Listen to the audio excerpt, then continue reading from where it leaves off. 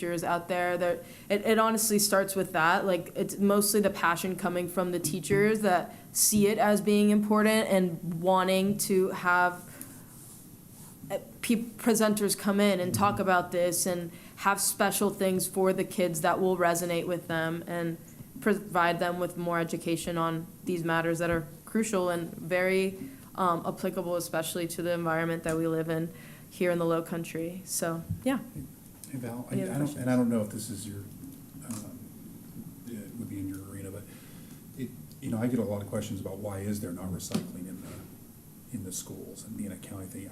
I really don't know what the actual answer is. Like, is it? There's I'm not a small answer to that. I don't know the whole answer. And I may be talking out of turn, but I'm just kind of what I've learned. I think Beaufort County gives a certain portion of money to the school district to do some of this education for sustainability. Me and Valentina briefly talked about it. I talked to Jared AC about it a little bit. I want to have a meeting with Jared and some of the key players in the school district and make sure that we're all on the same page of what we're doing, because if Valentina's doing something that's, we don't want her doing double duty. Right. If somebody's already doing it or somebody that's getting a sheet, if they need help to coordinate together, try to make that, make it a team effort. Now the schools, so are the waste contracts with the schools, are they across the board, or do they have different providers? So yes, I would say it would probably be one contract. One contract. I would have, yeah. Yes, it'd be a contract yeah. with the school board. And that might be one of the reasons too. Yeah, because schools in general, they're like a separate entity with Beaufort County School Yes. District. Yes. So that's the thing. And then I've talked to a few schools, like the Bluffton Middle, for example. I've just been very involved with them. That's why I keep referencing them. But they, like, the teacher, or she isn't a teacher, but she works in the school office, and she organizes the recycling. Like, she has parents help her take it to the convenience center down the road, the Bluffton Convenience Center, because they don't want to pay for it, I guess.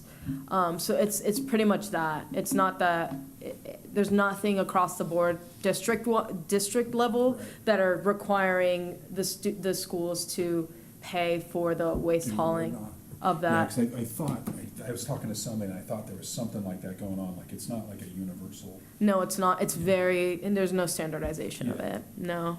But yeah, it's essentially like with the Green Steps program, it kind of promotes that with the schools. It's called EEASC. And with these programs, recycling is a huge part. So if they have multiple streams of recycling that they take, and they have to, it puts a lot on the teachers essentially to like facilitate that.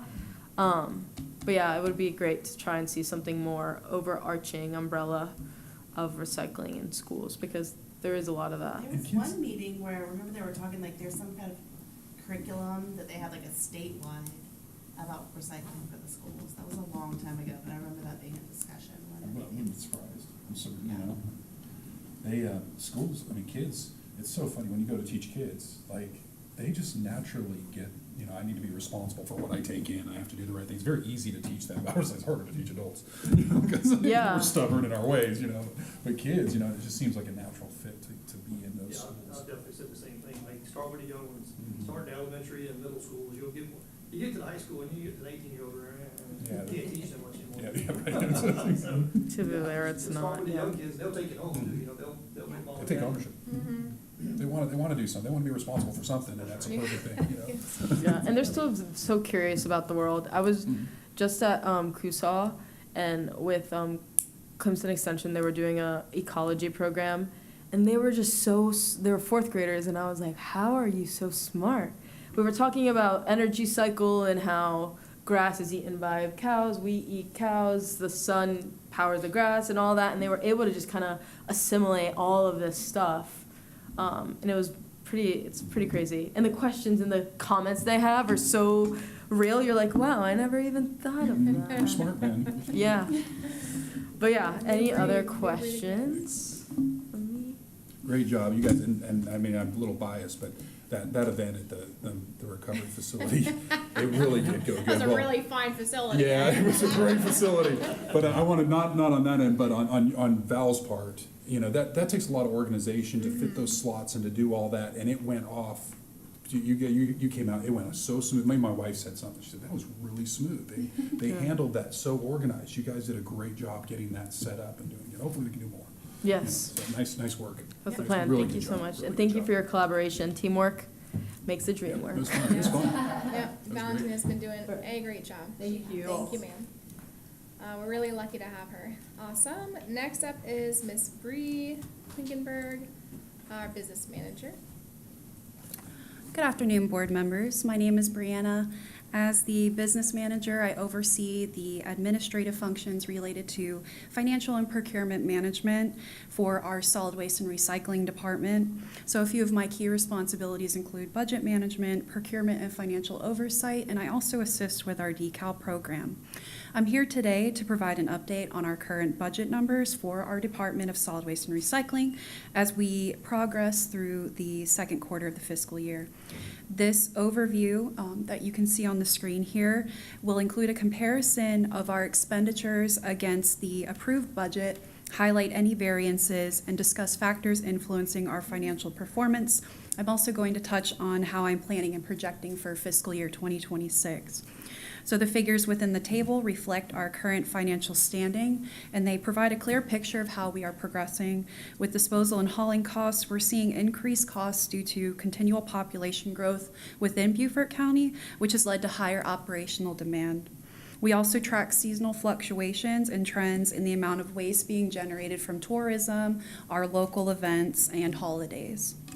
At the end of quarter two, we would expect our expenditures would be at or slightly under 50%. Our current rates indicate that we are managing disposal, hauling, and recycling costs effectively and efficiently. With nearly half of quarter two completed, we're tracking under budget in all categories, which is positive. As we move into December, we anticipate that disposal, hauling, and recycling expenditures may have a slight increase due to higher waste volumes associated with our upcoming holiday season, tourism, of course, here in Beaufort, and population growth as well. We're going to continue to keep an eye on our budget and adjust our forecast as necessary. And so now as we look into fiscal year 26, even though we're still not done with fiscal year 25, our focus is on developing accurate projections that account for Beaufort County's population growth and their increasing demand for solid waste and recycling services. So I've based this off 5 different factors. The first one is population growth. I am looking at my budget and adjusting my budget to accommodate rising waste generation and recycling participation. We have a really good educational team who's going to continue to educate our community. Operational costs, I'm currently projecting for higher disposal and hauling costs, and also looking at possible fluctuations within the recycling processing costs.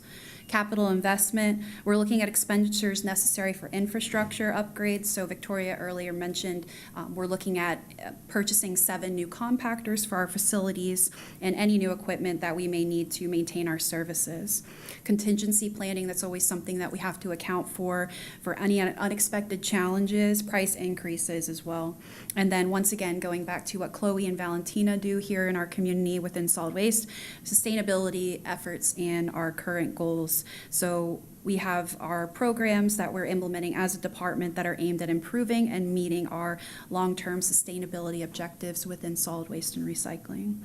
And so by aligning our budget with our current trends and future needs, I'm very confident that we'll continue to maintain financial sustainability. Thank you for your time and attention. Nice. Yes, sir. How much are you planning for a budget increase?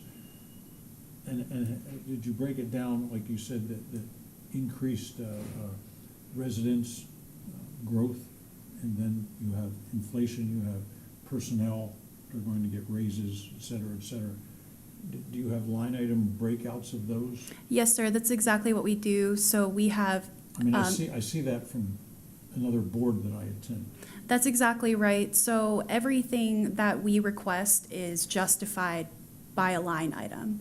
So we have multiple different accounts within solid waste and recycling. So we've got supplies and materials, we have our capital improvement projects, and then of course equipment. So when we request funding, so $400,000 for 7 new compactors, we do break down those costs.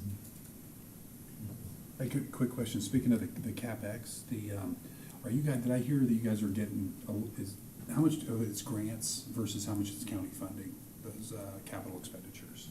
Is there some that was grants that I heard earlier? That's a really good question, sir. Grants are a separate entity from what we request when it comes to capital projects. I think specifically the Project Victoria was mentioning earlier for composting is grant funded, but things like our compactors and equipment requests are county requested funds. So that wouldn't show up in this? Gotcha. That's correct. The grant funding and the equipment wouldn't show up? Yes, sir, that's correct. Gotcha. Thank you. Thank you, Bree. She's also another MVP with the solid waste department. We're really fortunate to have amazing personnel. We have a really strong team managing our waste program and public works in general. So that's all for our staff reports. If there's any new business, yes, sir? Knowing I was going to join this board, I was recently, this is just for public edification, something we may want to start considering in the future. I'm not sure we can mandate. The entire EU, European Union, has gone to these bottle caps. You can't sell a plastic bottle within the European Union. I brought back two show and tells. You shouldn't crush your bottles like that. The caps can't come off. And every country in the EU has passed that law as of last January. So things can change for large areas. I mean, we're talking about almost all of Europe has adopted this. When I got back from Europe, there was an article, front page, Wall Street Journal, it was below the fold, but it was talking about American tourists who were all upset about this configuration because when they went to take a sip of water, the cap got in their face and they dribbled down their shirts and were all upset. But it's another one of these things that's coming. And, you know, I don't know if we can get behind it in a small way or a bigger way, but it's another thing that when, because I work on Adopt a Highway every other month, we pick up a lot of caps that are just strewn. And the other thing from a school perspective, we see cigarette butts, and we see them all dumped in the same spots when people make left-hand turns. It's amazing.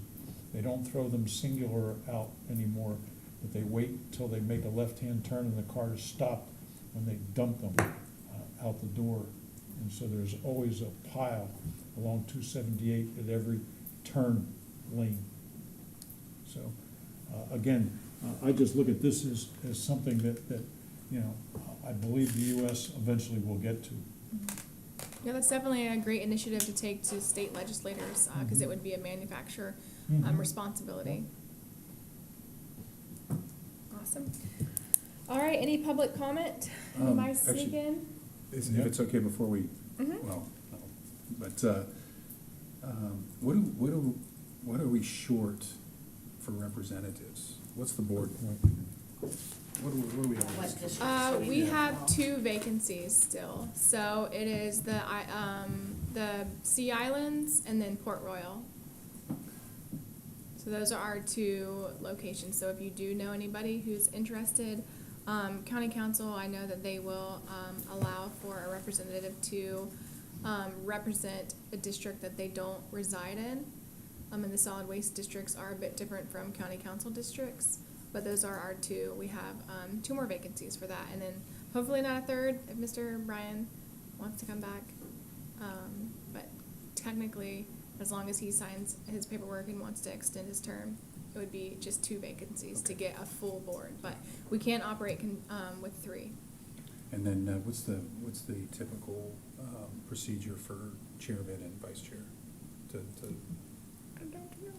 approve? You probably just vote on it. Yeah, I believe, yeah. Well, we vote Somebody among nominate and ourselves. then vote.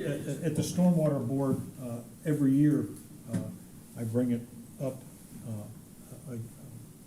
in December for the ensuing year and say, you know, I poll all my members and say, you know, who would like to run for chairman or vice chair, and we get a sense, and, you know, I bring it to a vote in open forum, but of the members of the committee.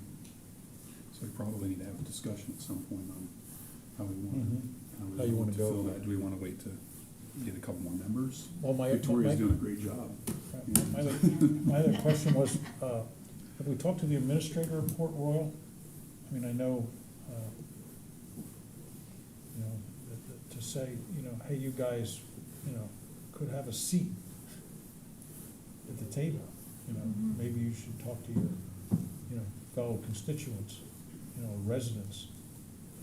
Yeah, it's definitely worth mentioning to maybe the county council member in that area to let them know that we do have the vacancy. Just like, I think I would reach out to your, whoever your representative is Mhm. for your county district and have them. I mean, that's what I did to get here. That's what I would do. I mean, we wouldn't reach out directly, you know, for that. I think that would, we don't mind, you know, pop up into somebody. Somebody pops up. Mm-hmm. Well, I think probably to be fair, we should probably try to get those 2 seats, give it a month or 2 to get those seats filled, and then that way we can have a full panel to decide. Sure. Yeah, I know. Boards and commission, they're responsible for advertising and assisting in getting them filled. Us being solid waste employees aren't really able to really Well, solicit people. I can call Van Willis and ask Yeah, I him mean, that's, what's Mhm. going on. Yeah, absolutely. Since I'm he sure. sits on my board. that's right. Yeah, so yeah, getting somebody there for Port Royal and then also the Sea Islands, or even if they don't live in that district, anybody who think that would be interested. I think on Mondays, I believe Monday after finance committee meeting, I think boards and Commission. committee, they kind of meet after that finance committee meeting, so, like I said, for the public, so if you know anybody that might be interested, that's be a good time for them to listen in to see where all the boards and committees are for all of the Mhm. county, so it's a good time to sit in. Yeah, and there is the event on December 5th, I believe.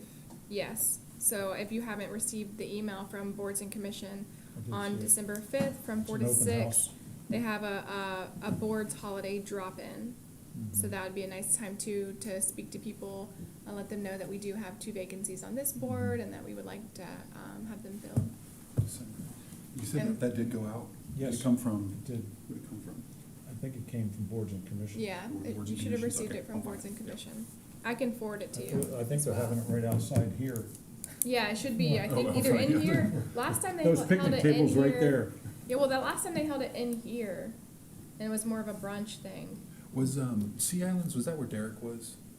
Was Derek Sea Islands? Derek was Bluffton, He was, that's right, he was. so Bluffton. he's no longer Bluffton now. That's, Who was Sea the names over there. Who's Sea Larry, I'm gonna say. We had that one lady who was on Delta, but I don't think that one's been Yeah. for a while.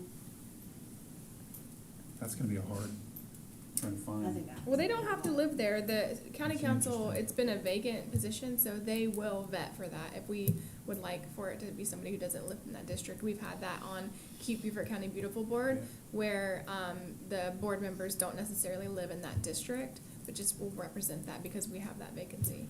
And they keep Beaufort beautiful.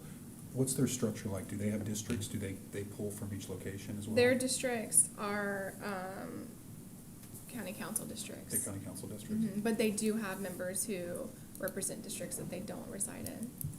Might be interesting to talk to them too, because, Mhm. you know, obviously it's a very similar facet, so. Yeah. Okay. Absolutely. You know who's liaison for county council to this board, do you know? This board, This is York Glover. county council is York Glover. I'll mention it.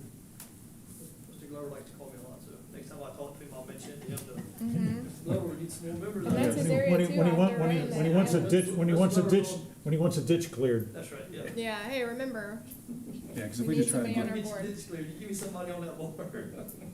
absolutely. find 2 people to fill that way we can then get a Yeah. chairman and get functioning. Yep, If it will absolutely, it get would be functioning nice, again. yep, I've been rolling. It's good to be back. Absolutely, it's very nice to see all the familiar faces. And you guys have done a lot, man. I mean, that's a lot going on right now. Mm-hmm. That's very impressive. I tell this to folks at the town. The town's actually, you know, their sustainable initiatives and their environmental culture has really stepped up the plate. Solid waste handling. They're looking at single hauler.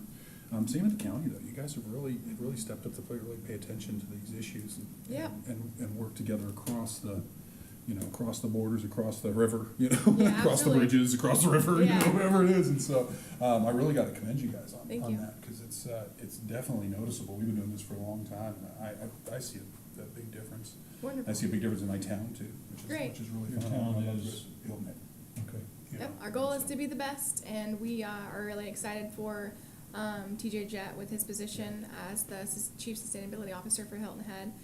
So him and I are relaying together, and we're actually going to start a monthly meeting to discuss what Hilton Head needs and what Beaufort County's wanting, and then also get our municipalities involved so we can have just more transparency and more communication amongst county and then municipal partners. Yeah. So we're really excited That's for that. really good. But thank you, I appreciate the, Well, I think it's great you're Mention- here, and that there's people here representing various areas.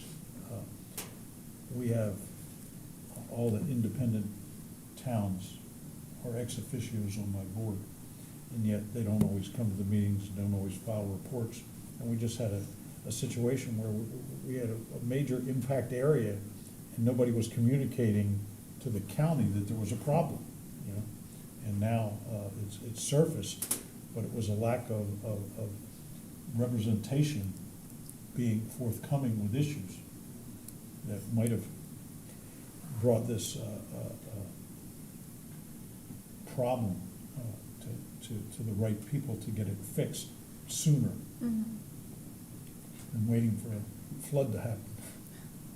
So that's exactly what we want with solid waste, is transparency and communication, so we can foresee problems hopefully before they arise, and then as they do occur, mitigate them as quickly as possible.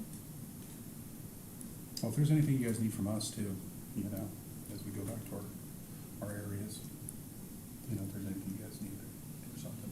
Absolutely. And us So we just gotta meeting more find some regularly would be positions. great. Yeah, let's That's the deal. fill these positions, and if anybody talks to Mr. Bryan, tell him that we missed him. All right, well, if there's nothing further, we can adjourn at 3:14 PM.